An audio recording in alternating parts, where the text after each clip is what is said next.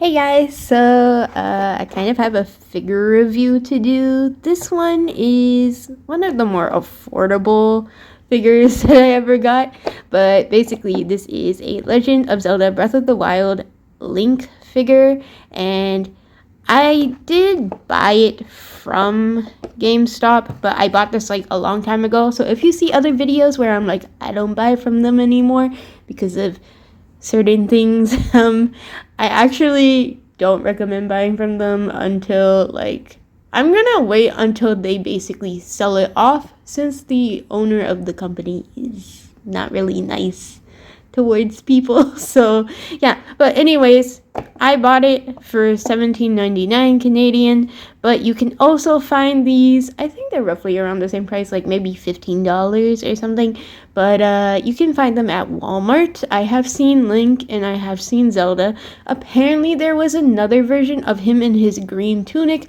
but I can never seem to find it, and I guess it's rare because I don't see it anywhere.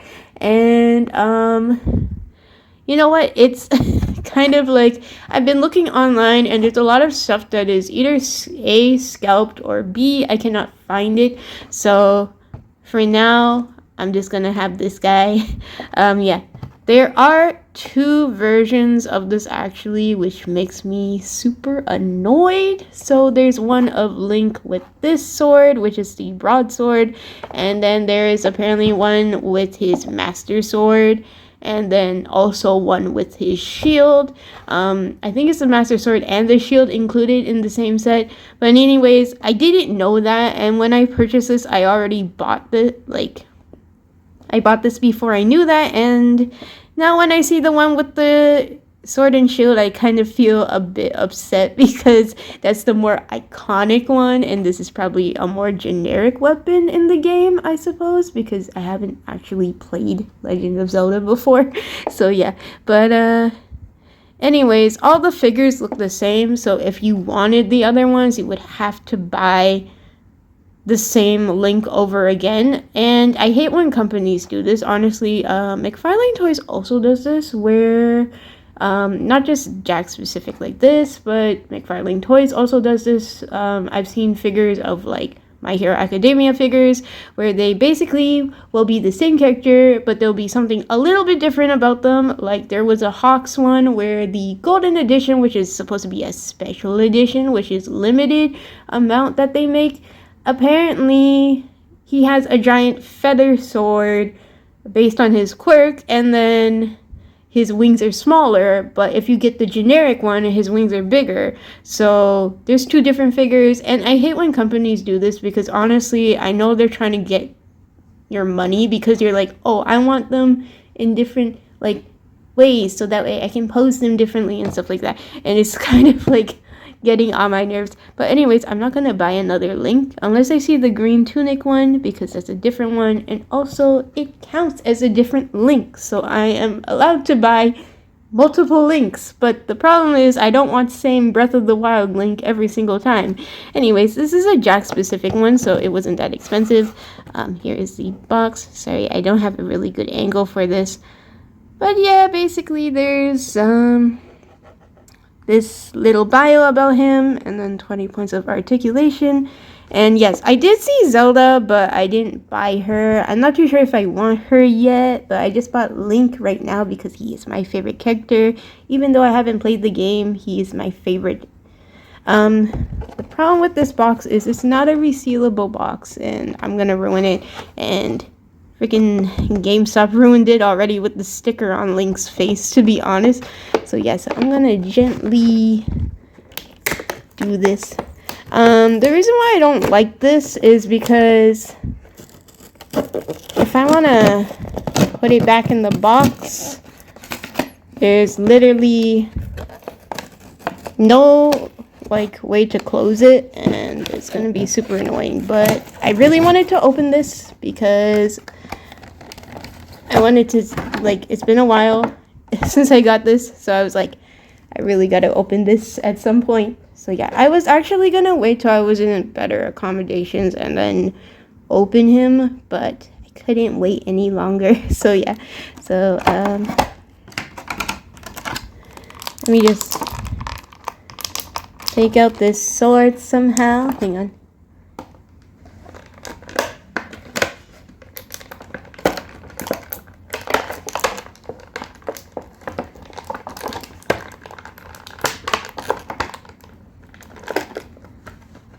So it was a little difficult to take out. Not that much. It is like a soft plastic and the paint is metallic.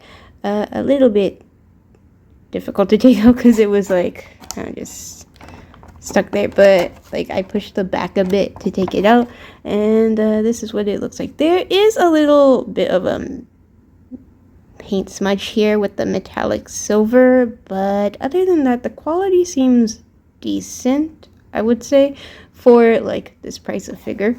I'm not expecting like super high quality, but good. It looked good enough anyways when I bought it.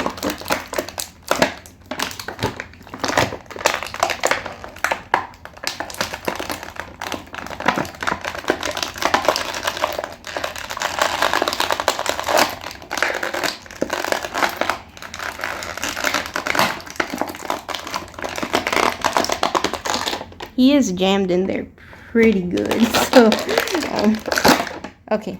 So, actually, you could technically purchase, if you wanted like a high quality one with like different posability and different like hands and faces and weapons and like items that he comes with, you could buy a Figma one. The only thing is Figma is technically one of the more high-end companies for the figures, so they are known to charge quite a bit for them. Like, I think looking around like at least 100, but from what I've seen, I also looked online for like, there's a store called Panda Hobby, which they sell like some figures like that, and Link was sold out. I think Link in general for like a lot of products is sold out. There was like a giant statue before, but everywhere I go I only see his shield, and then I see like, I forgot her name. There was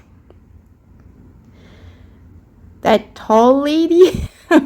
My brother always mentions her, but there's like this tall lady in the game and who has like darker skin, and she seems to be quite easy to find too in terms of those statues, but for Link it's quite impossible. And if you go online, I think he's like scalped a lot because of like how hard it is to find him nowadays. So yeah, but anyways, Figma figures are like more expensive, so that's why I wouldn't have bought him. Like, I guess I might have if I ever saw one, but the thing is like the price, and depending on the time too, like depending on like how much I have to spend. Also, apparently people have complained about the Figma Link. He is actually pretty tall in comparison to some of the other Figma figures, and I don't think it's necessarily to scale. He's a bit taller than he's supposed to be. I think someone put him up against like a Dragon Ball Z character, and the scaling, he's way too tall compared to like some of the other characters. So I'm not too sure like what they did with the scaling there, but apparently that is a complaint that I saw in like some videos. So yeah, but anyways, this Link is 5 inches, which is typically okay. I normally collect 7-inch, but Link is supposed to be short anyway, so I don't know, like, because I don't have any 7-inch figures with me right now in my accommodation, so I'm not too sure like how how tall he is compared to them. So yeah, but 5 inches typically small for me to collect, but this is the only Link I can get my hands on right now, so I'm just gonna live with it. So yeah, so here's Link. The sculpting of his hair is really nice, and also like the paint job of his face. There's not really much problems. There's a little smudge of blue on his lips. I don't know if you guys can see that. Okay, it's fine. He does articulate his head. It turns. These parts are soft plastic actually, so not that bad. So when he turns, it's not gonna really break. does have the sculpting for his earrings and then his tiny ponytail and his ears. Oh, these actually feel like there's quite a bit of soft plastic on this figure itself.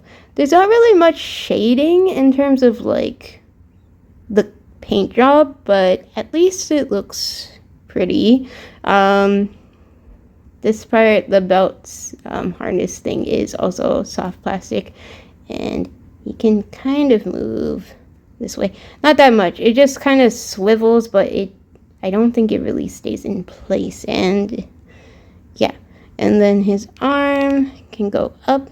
This is 20 points of articulation. So that's as high as it goes. I guess you can't go any further than that, but that's fine. But you can go like this.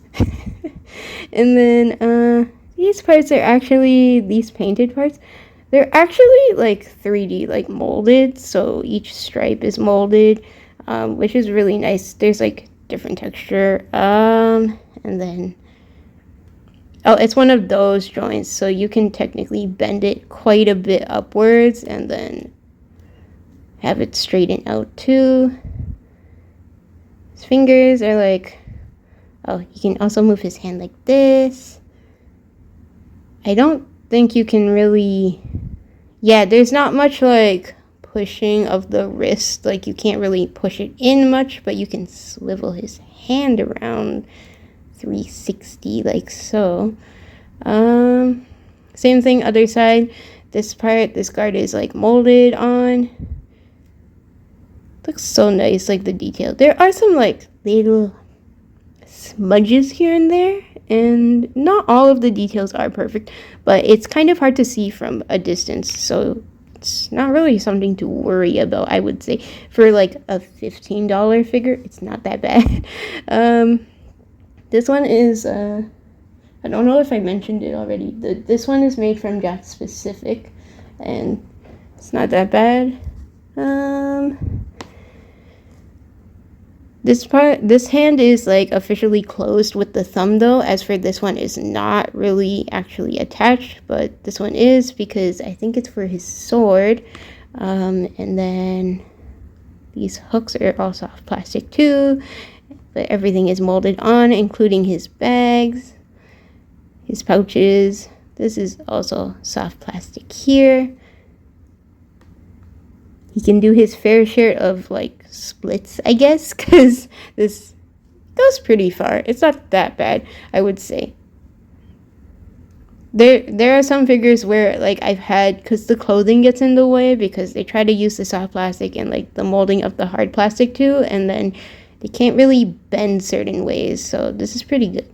Oh, he can swivel his legs all the way around. That's not really, I shouldn't have done that. And then you can also bend it. I believe this is double jointed when you can bend it even more. Yeah, I believe I've heard someone say that this is double jointed. I've watched some reviews of dolls and figures, but personally I think I've seen more like custom dolls, and people talk about like articulation and stuff like that, and that's why I kind of know a little but not a lot, so don't quote me on like everything. And then the boots are nicely sculpted. You can kind of swivel his foot, but the thing is this part is kind of in the way, so the sides are a bit long, so you can swivel a little and that's it. And then this part goes up like so. So yeah, let me see. I don't think he can actually sit that well because clothing. Yeah, he's not much of a like a sitting figure, so yeah. And then here is the sword. Let me just see how it works. Oh, it's not connected. It's just it looks closer to the other fingers than the other one. I think I just slightly pushed it. Hang on.